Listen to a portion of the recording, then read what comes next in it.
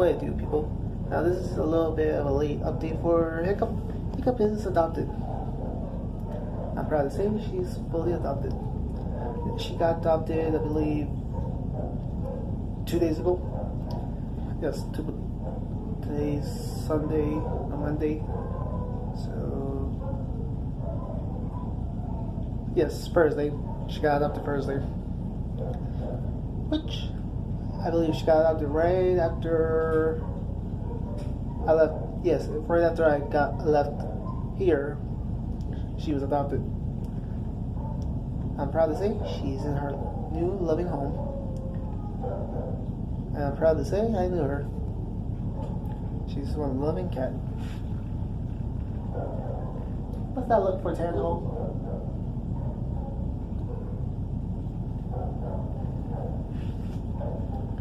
A little thing I like to do with the cats that I get to know. I always stick my tongue out at them. They know I like to play with them. There you go, to stick my tongue out at them.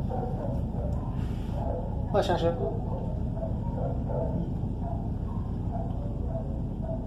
But, yeah.